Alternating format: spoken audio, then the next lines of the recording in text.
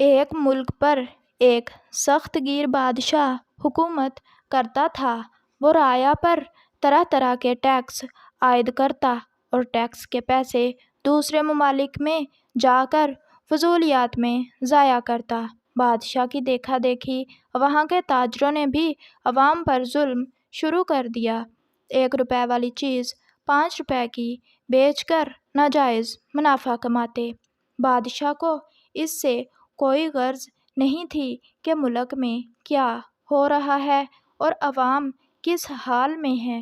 بادشاہ جب عوام پر ٹیکس لگا لگا کر تھک گیا تو عوام نے ٹیکس کے خلاف احتجاج شروع کر دیا۔ بادشاہ نے اس کا حل یہ نکالا کہ ایک بڑے ملک سے سود پر قرض لیا جو آمدنی سے زیادہ تھا۔ ملک قرض اور سود کی دلدل میں دھنستا گیا۔ اتنے میں بادشاہ کا انتقال ہو گیا۔ بادشاہ کے انتقال کے بعد اس کا بیٹا بادشاہ بنا جو نیک، صالح اور ایماندار تھا۔ وہ اپنی رعایا کو خوشحال دیکھنا چاہتا تھا۔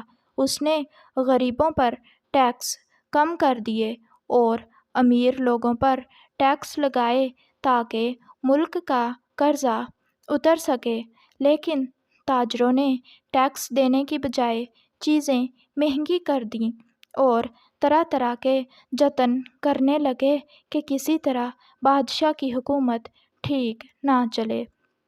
جب بادشاہ کو خبر ہوئی کہ تاجر عوام سے چیزوں کی قیمت زیادہ وصول کر رہے ہیں اور مہنگائی میں اضافہ ہو رہا ہے تو بادشاہ کے ذہن میں ایک ترکیب آئی۔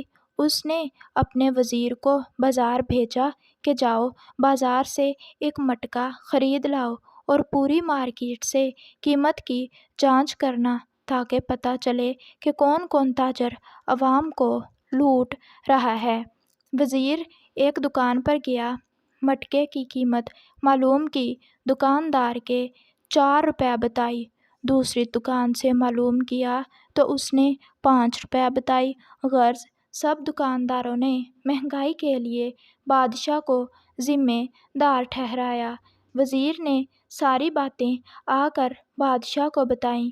اس کے بعد کیا ہوا یہ جاننے کے لیے اور ایسی مزید مورل سٹوریز دیکھنے کے لیے ہمارے چینل کو سبسکرائب اور ویڈیو کو لائک کر دیا کریں۔ شکریہ۔ اگلے دن بادشاہ نے وزیر سے کہا کہ آج مٹکا لے کر جاؤ اور اسے بیچنا شروع کر دو۔ وزیر نے ایسا ہی کیا۔ بازار کے سب دکانداروں نے اس کی قیمت 50 پیسے سے زیادہ نہ لگائی۔ وزیر نے کہا کل تو آپ یہی مٹکا 5 روپے کا دے رہے تھے اور آج 50 پیسے کا خرید رہے ہو۔ وزیر نے سب واقعات آ کر بادشاہ کو بتا دیے۔ بادشاہ نے ان تاجروں کو سخت سزا دی جو عوام کا خون چوس رہے تھے۔ چند تاجروں کو سزا دی تو باقی سب تاجر بھی راہ راست پر آ گئے۔